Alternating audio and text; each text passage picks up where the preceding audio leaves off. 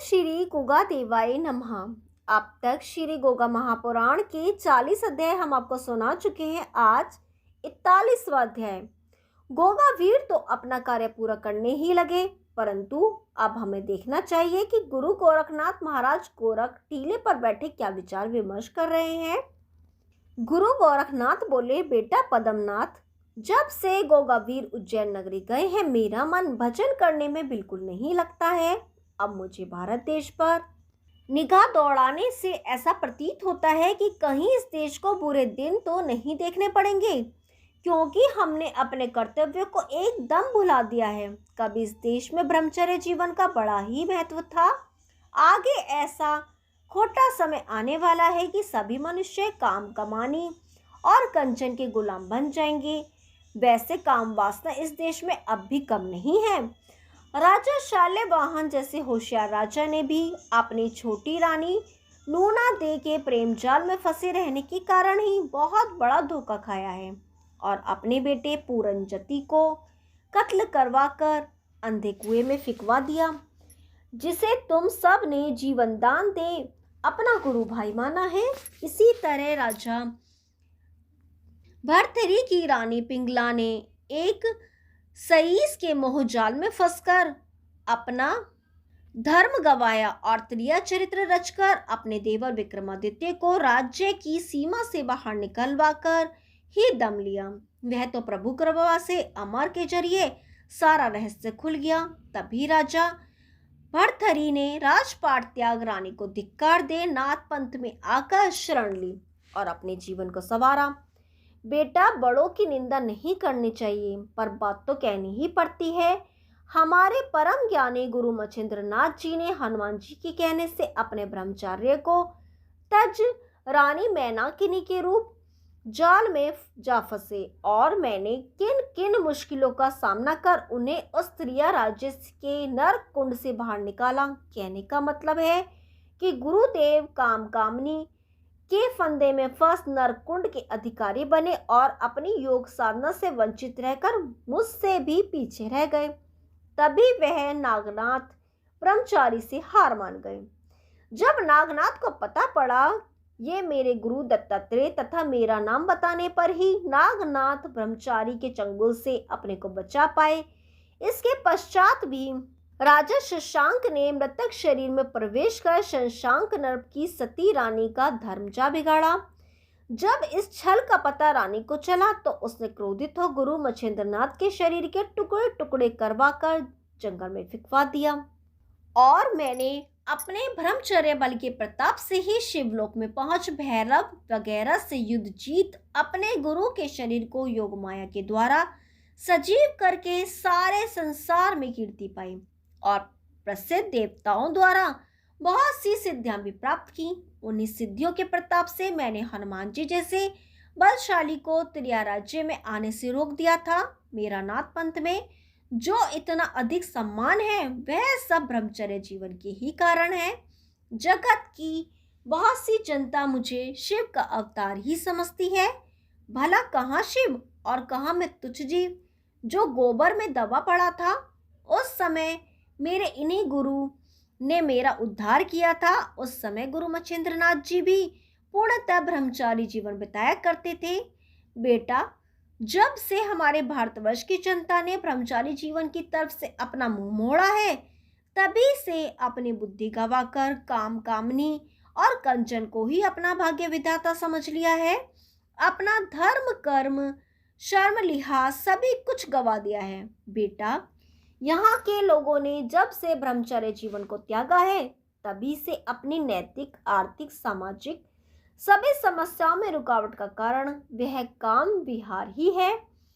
हम जब ईश्वर की स्तुति करते हैं तब तो उसे पतित पावन कह कहकर पुकारते हैं, परंतु ब्रह्मचर्य जीवन धारण कर पावन बनने को हम कतई तैयार नहीं हैं। हम तुम सभी काम क्रोध और लोभ को नरक द्वार कहते हैं, परंतु नरक द्वारा से अपने को बचाकर ब्रह्मचर्य जीवन धारण कर स्वर्ग द्वार खुलवाने की कोई भाग्यशाली ही आजकल हिम्मत करता है। इसका मुख्य कारण ब्रह्मचर्य का त्याग और काम कामनी कंचन का विकार ही है। श्री गोगा महापुराण 41वां अध्याय समाप्त। अब 42वां अध्याय। बेटा, द्वापर युग से अब तक तो ब्रह्मचर्य जीवन को ही साधना का अंग समझा जाता रहा है और नियमों द्वारा ही आत्मशुद्धि की जाती रही है। साधु संत इसे मुक्ति का लक्ष्य मानकर बाल बच्चों को तज, वन में जा, ब्रह्मचारी जीवन की मर्यादा से बाहर निकल, काम कामनी को पाप समझ सीमित अवस्था में ही इसका पालन करते चले आए हैं। और जिन्होंने ब्रह्मचर्य जीवन को तज दिया है उनकी शक्तियों का अति शीघ्र ह्रास होने लगता है, मुख पीला पड़ जाता है और चेहरा मुरझा जाता है। बेटा, मैं तुम्हें यह समझाना चाहता हूँ कि ब्रह्मचारी मनुष्य के शरीर की शक्ति और कार्य करने की इच्छा बराबर बढ़ती रहती है और उसमें आशा, प्रसन्नता, धैर्य आदि सभी सद्गुणों की उन्नति दिन दुगनी रात चौगुनी बढ़ जाती है। आज हमने ब्रह्मचर्य को भूलने के कारण ही अपना तेज खोकर शरीर को अनेकों रोगों का घर बना लिया है। ईश्वर दर्शनों के बजाय हकीम वैद्यों के दर्शनों की इच्छा हमें रहती है। इसलिए आप यह समझो कि सिर्फ ब्रह्मचर्य जीवन ही बुद्धि को प्रकाश देता है। इसी से बुद्धि सात्विक होती है और मनुष्य की निर्णय शक्ति को बल मिलता है। विवेक शक्ति जागृत होती है। इसी के कारण मनुष्य बुराइयों के भंवर से बच जाता है और इसी से सद्भावना आती है जो सत्य असत्य का ज्ञान कराती है।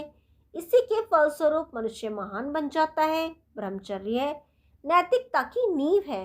वृत्ति शुद्ध हो जाने पर इंद्रियों के बड़े से बड़े प्रलोभनों से भी नैतिकता उसे बचा लेती है। मनुष्य सत्य का पालन करने में निर्भय हो जाता है और वह अपार शक्ति का स्वामी बन जाता है। ब्रह्मचर्य के बिना परमात्मा से प्रेम कदापि नहीं हो सकता, क्योंकि कामी मनुष्य की प्रीति देह से होती है और मन सदा चंचल बना रहता है। पतनकारी प्रवृत्तियां उसे बुरी तरह घेरी रहती हैं। अगर मनुष्य को ब्रह्मचर्य के गुणों का पूरा ज्ञान हो जाए तो वह उसका पालन अवश्य करेगी। मनुष्य वासना द्वारा भोग करके अपनी शक्ति क्षय करके रात दिन कमजोरी की ओर बढ़ता जाता है।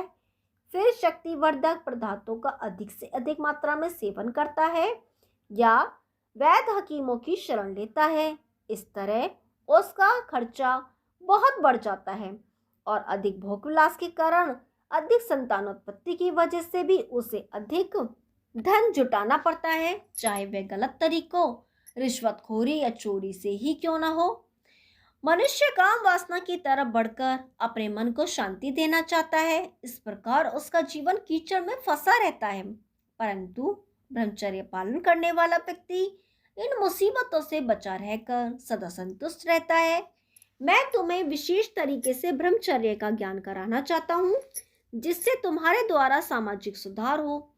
इससे हर व्यक्ति के धर्म का आर्थिक, नैतिक और सांस्कृतिक ढांचा तो सुधरेगा ही। इसके अलावा हमारे देश का वातावरण दूषित होने के कारण जलवायु जो कुछ भी बिगड़ गया है, अब हर मनुष्य का परम कर्तव्य है कि खुद ब्रह्मचारी रहकर सामाजिक बुराइयों को दूर करे और हर व्यक्ति को ब्रह्मचारी जीवन का लाभ भली भांति समझाए।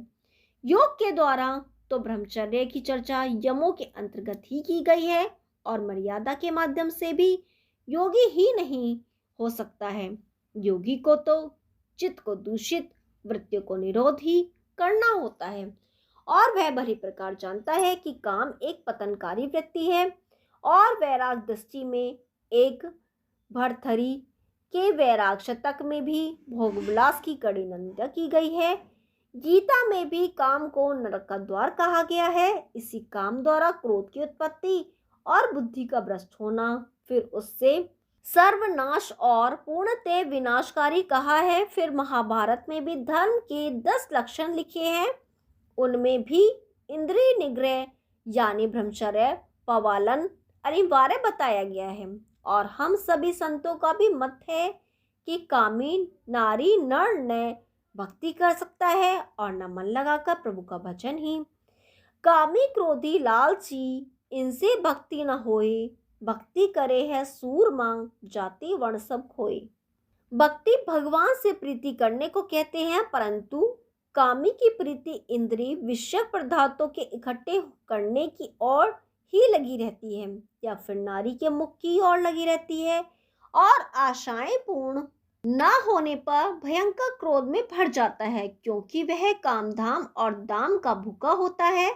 ऐसे मनुष्य के मन में प्रभु स्मृति कैसे टिक सकती है? जहाँ काम वहाँ राम, जहाँ राम नहीं काम, दोनों कभी ना मिल सके, रवि रजनी एक धाम। संत लोग तो स्वयं को पत्नी और परमात्मा का अपना पति मानते हैं, तभी तो उनके सम्मुख हर समय प्रभु खड़े दिखाई देते हैं। नैनन प्रीतम रल रहा, दूजा कहाँ समाए, 8 पहर 64 घड़ी, मुझे और कोई ना भाए। किसी ने क्या ठीक कहा है कि घर की नारी को क्यों पाप करके रोता है? जल्दी ही तेरे मन की नारी भी नहीं रहेगी और तेरा यह तन भी जला दिया जाएगा। मूर्ख मनुष्य, तब तुझे कामचिता पर जलने की क्या जरूरत है? प्यारे बेटा पद्मनाथ, कामी तो नाली के कीड़े के समान नरक कुंड में गोते खाता है। अब यह सोचना है कि हमारी नैया का खिवैया काम है या राम। इसी काम विकार के कारण ही सुपर्णखा की नाक कटी और रावण के 10 शीश भी काम विकार के कारण ही कटे और सोने की लंका जलकर राख हो गई। 1 लाख पूत 1.25 लाख नाती, उस रामन घर दिया न बाती। बेटा, कितनी समझदारी का विषय है कि लोग हर साल कामी रावण का बुत बनाकर जलाते हैं और रावण के शीश पर गधे का शीश भी दिखाते हैं, पर अपने भीतर झांककर नहीं देखते कि राम तो हम कामियों को मिलता ही नहीं है। हम तो रावण जैसे भी नहीं है। रावण कामी होते हुए भी बहुत सी मर्यादाओं का पालन करता था। बेटा, यह पशुओं पक्षियों से भी गया गुजरा जीव अपने को मनुष्य कहलवाता है, जबकि मनुष्यता को इसने सदियों से ही भुला दिया है। कहने को मनुष्य अपने को रामकृष्ण का वंशज कहता है और कार्यकलाप द्वारा रावण कंस से भी गया बीता है। बेटा, तुम धर्म से कहना, ये भारतवासी राम भक्त कहाँ से हैं? केवल राम राम रटकर ही स्वर्ग लोक या मुक्ति का सपना देखते हैं। देखो, राम अपने माता पिता के कहने से 14 वर्ष वन को गए, 13 वर्ष ऋषि मुनियों के साथ पंचवटी में सीता के साथ रहकर बिताए। केवल 1 वर्ष सीता जी रावण के घर रही। राम लक्ष्मण दोनों ने ही ब्रह्मचर्य व्रत का पालन किया था और ब्रह्मचर्य के बल प्रताप और बुद्धि बल द्वारा ही रावण के वंश को मिटाकर ही उसका सर्वनाश किया था। यही अंजाम तो काम वासना के प्रेमियों का सदा होता आया है। इसके अलावा 1 वर्ष सीता जी लंका के अशोक वाटिका में रहीं, परंतु कामी रावण ने उनके साथ न कोई जोर जबरदस्ती की और न ही हाथापाई। ब्रह्मचर्य व्रत पालन करने वाले सीता राम के साथ कोई भी बच्चा पुष्पक विमान में बैठकर अयोध्या नहीं आया था। इसे सारा संसार जानता है। इसलिए राम यशस्वी और पूजनीय हैं और यह राम भक्त कहने वाले सीताराम रट रट कर ही सर का सुख लूटने को तैयार बैठे हैं। उनके गुणों पर चलने को कोई कतई भी तैयार नहीं है। राम के गुणों पर इन कामी कुकर्मियों को चलना क्या आएगा? रावण के कदमों पर चलने की भी इनकी हिम्मत नहीं है। अगर आज रावण जैसे कामी कुकर्मियों के कब्जे में कोई दुखी सुंदरी नारी फंस जाए तो वह उसके साथ क्या कुकर्म नहीं करेगा? हजारों में 1-2 ही मनुष्य ऐसे निकलेंगे जो उसे धर्म बहन कहकर शरण देंगे। इसलिए तो मैं कहता हूँ कि आजकल के लोग रावण से भी गए गुजरे हैं। इसका खास कारण भी यही है कि लोग ब्रह्मचर्य व्रत पालन करने में अमर अजर न होकर कीड़े मकोड़ों की तरह ही काम वासना द्वारा मर मर कर नरकुंड को भर रहे हैं। स्वर्ग लोक तो समझो खाली ही पड़ा है। काम क्रोध मद लोभ तज, गर्व गरूरी झारी, विमल प्रेम मन बारी के रख, दृष्टि उजियारी। बेटा, यह संसारी विषय वासना का अधम प्राणी कनक और कामनी के फंदे में फंसकर अपने जन्म को गवा रहा है। वह यह भूल गया है कि आत्मा रूपी हंस को तो अकेले ही उड़ जाना है। इन दुखों से बचाने वाला सिर्फ ब्रह्मचर्य जीवन है। इंद्रियों के बस मन रहे, मन के बस रहे बुद्धि, वहां ध्यान कैसे लगे जहां सेवा होए विरुद्ध। बेटा, जब तक मन का दर्पण उज्जवल नहीं होता तब तक मनुष्य प्रभु भक्ति का आनंद लूट ही नहीं सकता है। अब प्रश्न यह है कि मन उज्जवल किस प्रकार हो। तो इसका सही उत्तर यह है कि अपने तन मन को प्रभु के कार्यों में लगाओ और परमपिता परमात्मा की प्रतिवर्ता नारी बनकर दुखियों के दूर करने के उपायों में जुट जाओ। यह कार्य ब्रह्मचर्य द्वारा करने से ही सुचारू रूप से किया जा सकता है। ओम श्री गोगा देवाय नमः। शेष भाग कल सुनाएंगे, तब तक के लिए नमस्कार।